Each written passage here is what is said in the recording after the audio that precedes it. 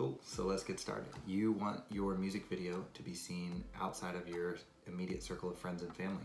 The easiest and best way to do that is through YouTube ads. I did it, it worked out well, but I learned a lot in the process. It's relatively simple to set up, but there are a few key things that you want to keep in mind. So in this video, what we're going to do is we're going to go over my campaign so you can get a look at how they performed and kind of the thought process behind them. And then I'm going to teach you how to set up YouTube ads that will essentially play your video in front of any piece of content or any even specific video on YouTube so that you can reach new fans and do great things. Let's do it.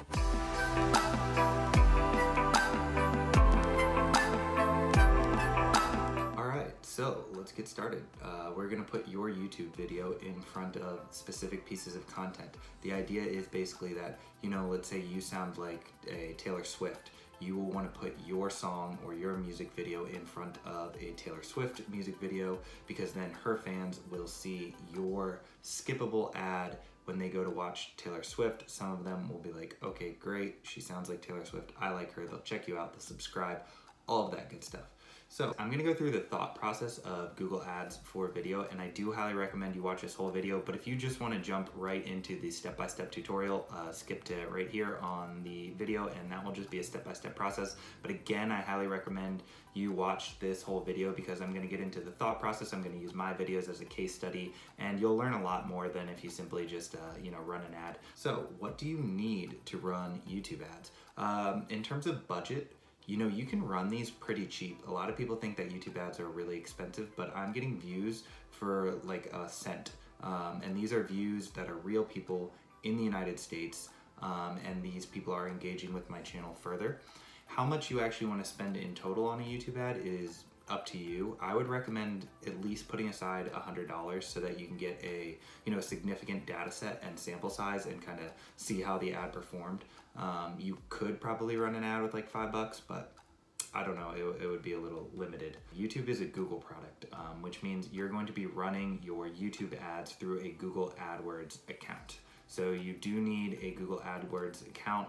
I'll put a link in the description so you can sign up. A lot of people, at least in the United States, when you first sign up, you get $150 in credit once you spend $150. So, maybe your first campaign, you spend $150 and then essentially you'll get $300 in Google AdWords credit to play around with. How is doing AdWords different than buying views? It's actually quite different, because if you just go to a third-party service to buy views, one, those views are likely bots. They're not even real humans. Two, if they are real humans, basically what those views are is they're like placed inside of games or inside of certain things that incentivize people to watch your video in full. Maybe they earn like micro fees in Bitcoin to watch your video, or they get to unlock a new game level, but those people don't actually really care about your video. So even if they are real viewers and not bots, they're still just kind of random people that aren't targeted. YouTube ads will up your view count, and they'll actually show it to people who may be interested in your music, because we're going to target this to play your YouTube ads before specific pieces of content. Another thing to take note of is that YouTube ads are actually primarily geared towards people with a product or like an e-commerce aim and angle. They're generally selling something. When you're just trying to get YouTube views, it's a little bit different. You can run brand awareness campaigns, essentially. It is probably the closest thing to what you'll do. We are only going after views, but we don't want to just measure view count. So you want to look at a few other metrics, and there's not really a hard rule for what metrics you want to measure. What I mean by other metrics is, Google AdWords is a very powerful platform, so it will show you all sorts of things that you can measure. And a lot of those things are actually unnecessary when we're only trying to promote our YouTube video.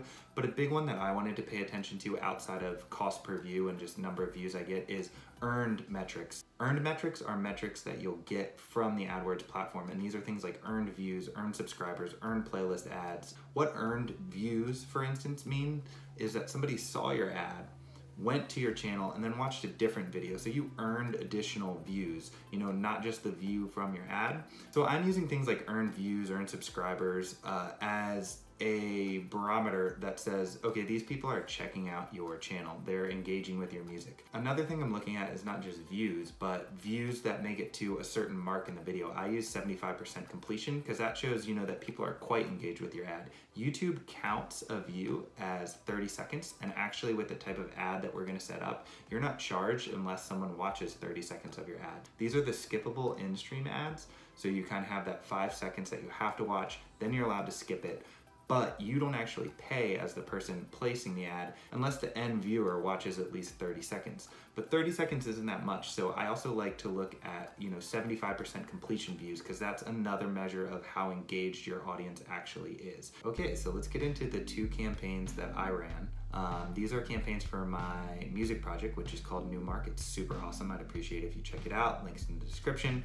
But let's just use it as an example. So I ran video campaigns for 2 videos. One is a song called A Joe Bro. Did that respond? The other is a song called Brain is Made of French Fries. Hi. And essentially what we're gonna do is we're gonna compare these because they're slightly different.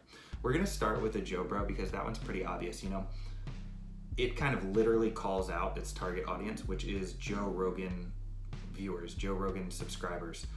So what I did is I actually placed this video in front of the YouTube channel JRE Clips, or Powerful JRE, which is where people go to watch his podcast.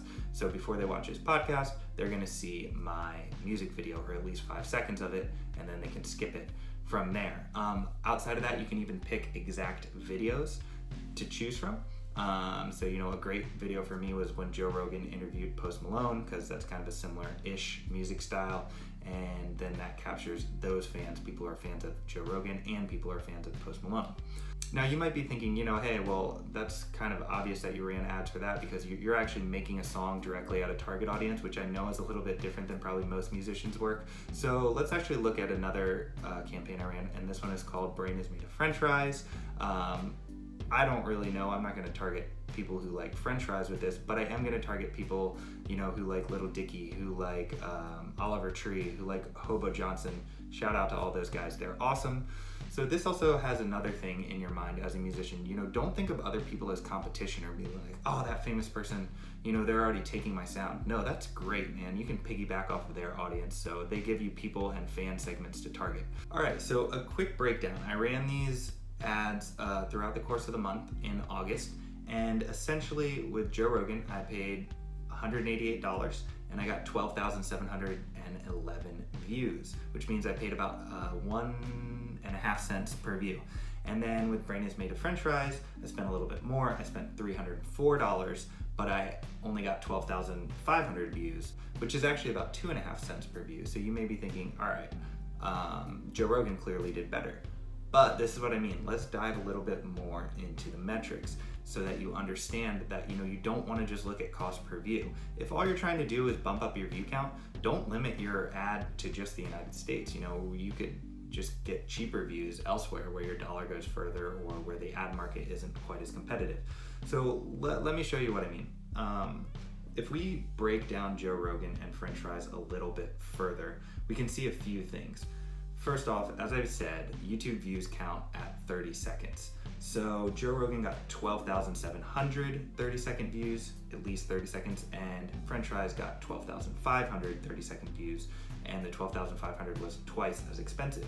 But if you add in one more metric, which is 75% views, so people who watched it not just 30 seconds, but more like 2-ish minutes, you'll see that Brain is Made of French Fries actually got 26% of people watching all the way to the 75% mark. So in my opinion, those views that it got are more engaged and they're more in my target audience. So I looked further and I started to look at those earned metrics that I talked about. And you'll see that, Joe Rogan only earned my channel an additional 390 views, meaning people went and watched videos on my channel after seeing the ad and it generated 390 more views. Meanwhile, French Fries generated 700 more views. So that's quite a bit better in terms of engagement.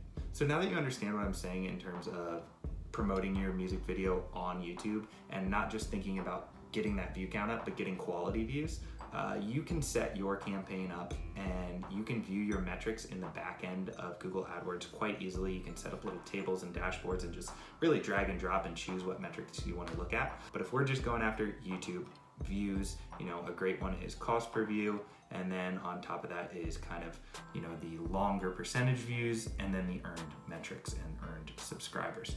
So with all that being said, let's now get into how to actually run a YouTube ad campaign. All right, so here we are inside of my Google AdWords campaign.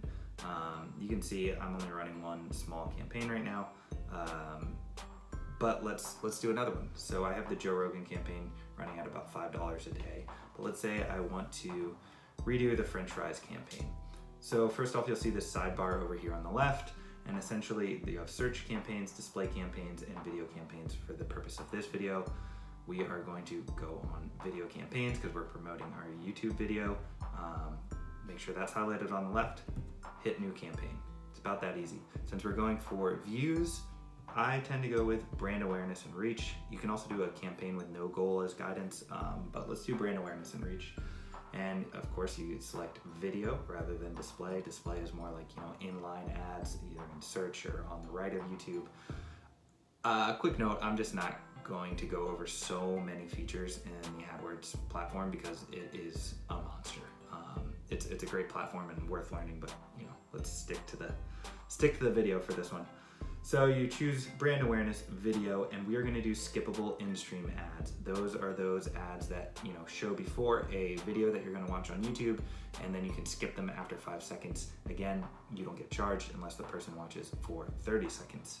So it's a pretty cool deal. Skippable in-stream ads. Okay. Name your campaign. This is for you internally. So I would do like, I'm gonna do French fries because French fries ended. So French fries, round 2. Bidding strategy. This is a big topic for now. Do target CPM, which is basically how much you're willing to pay for 1,000 impressions, not views, but basically how many times YouTube will show it. You can do other things like target cost per view, etc. This is a can of worms. Leave it at target CPM if you're new at this. Just leave it there, yeah. And then so basically you can set either a campaign total or a daily budget. If you do the daily budget, you have a start date, you have an end date, or you can do no end date. If you want to do a campaign total, you can also do start date and end date, and then that will kind of just break out your total spend. So let's say I want to do $100. Yeah, 100 is kind of low. Let's do $50 over the next week. So it starts today and it ends the 21st. Networks. I actually don't like doing the display network. That basically means there's people that partner with Google and they'll show outside on other sites, etc. I just like doing YouTube videos, just YouTube videos. So it's when people are on YouTube and they are watching it. Here you can choose your location. You can do all countries and territories. If you're really trying to get your views up, go ahead and choose that. I wouldn't recommend it though, because a majority of your views are going to end up being shown in a country where the bidding is a lot cheaper, and you might not care about that, but you want your fans where you are. So I'm going to just keep it with the United States. You can do United States and Canada, or you can also do enter other locations, and sometimes what I do is I'll do like United States, United Kingdom, so kind of like all the main English speaking countries: Australia, Canada, let's see, New Zealand, Ireland. I don't know if that counts as the United Kingdom, part of my geography. I'm sure there's some more in there that I'm forgetting. Cool. Or, you know, pick your home country. Just, you can put whatever you want, or just pick United States, whatever it is. Language, you can do all languages. I like to do English because my songs are in English. So, you know, might as well do it. Inventory type. This is interesting. I don't know too much about this. For my music, since it's a little bit more edgy, or I don't know if you describe it as edgy, but basically it would have the explicit parental advisory on it. I don't really care if it shows in front of something with like excessive profanity or nudity. So this is actually, what this is saying is what can your video show in front of? And this doesn't matter as much for placements because we're gonna actually pick the channels and videos. But in general, I just pick expanded inventory because I don't really care if my YouTube video shows up on something that others would find offensive. It's just not, doesn't matter to me, but some brands might. So, you know, you can pick standard or even limited. I do expanded, it maybe makes your cost cheaper. Excluded types, I usually exclude it from embedded videos and live streaming videos. What that basically means is if someone's live streaming, I don't really want my ad to be before that. I also don't want the YouTube video embedded on another site. I want everyone on YouTube. So this is selecting like ratings to exclude. You can, exclude mature videos. It's kind of like the expanded inventory. I don't really touch this. I guess sometimes I take off the content not yet labeled to even give it more videos to mess with, so sure. All right, so we named the campaign. So the campaign was French fries round 2. That's kind of like the H1, and then the H2 is really the ad set. We're not gonna get too much into that, but basically you put different ad groups underneath the campaign. But we'll just call this French fries. I'll name it the placement that it's gonna be. So French fries, Little Dicky. Because I'm gonna place these before Little Dicky videos. Hey Dave. This is, you can set the demographic. If you're doing placements, I sometimes don't mess with this, but also for my music, I kind of take off the 65 plus, maybe even the 55 and the 65. I also know that my music does a little bit better with males in a certain demographic, but I also like to just leave it up to Google. Let them kind of find it. The AIs are super smart now, so you just kind of let them do it. Audience, this is for a different type of campaign. You can pick music lovers, rap music lovers, etc. Someone in the market to buy, whatever it may be. We're gonna leave that be. You can really leave demographic and audience be if you want. But I am going to go into keywords. You can leave that be. That's a different type of campaign. You're picking keywords that people are searching. Topics, I'm gonna leave that be. Placements, that's the one we want. So placements is simple. You literally just type in, you can get a YouTube URL, but as someone who has a big YouTube channel, like Little Dicky, boom, you just put it in, YouTube channels. Here's his main channel. I think it says it only has 3 videos, but it has 250,000 subscribers. Either way, that's gonna be good. That's people who like Little Dicky. I can start looking at videos. I can pick his Earth video. I can pick professional rapper. I can choose Save That Money. I can choose Molly. So really I just go through here and choose videos, and I can also, go to YouTube itself, find a video, copy it, paste it in up here, and select that video. Hey guys, kind of forgot something here. What I wanted to say is, in order to measure things well, don't really mix campaigns. So don't target rap enthusiasts through your audience, but then also do placements. It's not good to kind of combine those, at least at the beginning, because by combining those, you're actually just gonna kind of confuse and limit Google too much, and then you're also not gonna really know what's working. So it's better if you wanna target, say, rap enthusiasts, do a campaign that is rap enthusiasts. If you wanna target, Little Dicky videos, do a campaign that is Little Dicky videos. So keep them separate so that you can measure what's working and what's resonating and iterate from there. You also want to make sure that you have a decent amount of videos and a decent amount of channels, because the more options of videos you give Google, the more it can kind of find the cheaper placements for your ads and the ones that work. So don't make it too limited and don't make it too broad, is I guess basically what I'm saying here. So I'm actually going to throw in a few more videos here. Target CPM. This is another can of worms. Again, this is saying like what you can let Google get to. I'm gonna just say $3. The danger of putting it too low is Google just won't run your ad because you're not bidding enough, and then you'll get really confused why your ad isn't showing. The danger is putting it too high, is it might actually go up to your target CPM, but I've also found if you put a target CPM of like $10, you're kind of gonna still get like usually around a $3 CPM anyway. This is far from an exact science. Again, this is a whole can of worms. You could put in like $3, $5-ish. Let's put 3 for this one. Cool. And now basically all you do is you put in your YouTube video right here. So let's go Newmark. Brain is made of French fries. Boom. I'm gonna put this here, drop it in. Make sure it's skippable in screen. For final URL, we're just keeping them on YouTube on this video. So it is right there. Display URL. You can do whatever you want. This is more of a vanity thing. I'll just say Newmark, youtube.com Newmark. You know, for final URL for this one, you can either send it to the video itself, but I'm going to send people to my channel. You can add a call to action if you want. I'll say, check out more, or just check it. Headline, new mark is fun. Sure. Ad name, I'll say, call this new mark is fun. So this is like the ad name underneath the ad group, which is underneath the campaign. You'll also see here that my target CPM, I put in 3, and you'll see on the right, you might not spend your whole budget try increasing your bid or broadening your target. So what it's saying is like pick more videos, or basically what you can do is increase your bid, because the smaller videos you pick, the higher you have to bid because you're competing for something exact. So if you're like, I want to show my video just before this, that's pretty tough. But you know, if you're like, all right, you can show it before a lot of these videos, Google can play with things a little bit more. So I'm gonna go with,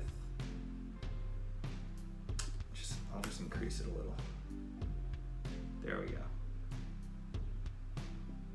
Let's do that. We got $5, and I got $50 running for the next week.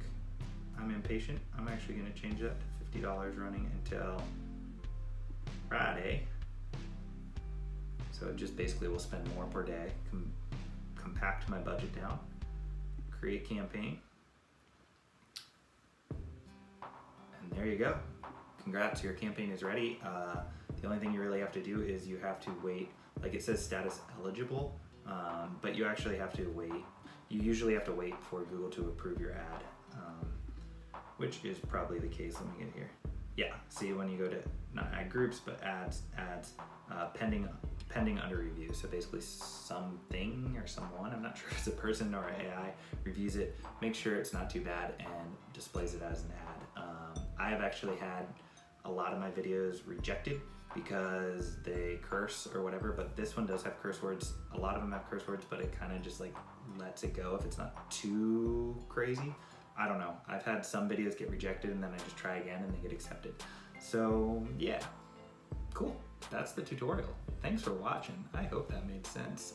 And you're awesome. I hope that your music video blows up. And if you could do me a big favor, please subscribe to this channel. I work really hard putting out these videos, and I've worked even harder putting out videos on Newmark. If you could subscribe there, maybe check out if I have shirts up yet. At the time of filming this, I don't, but I might have them soon. They're awesome. They have little alien dudes on them. They're like that. I love you. Thank you for watching. Awesome. Bye.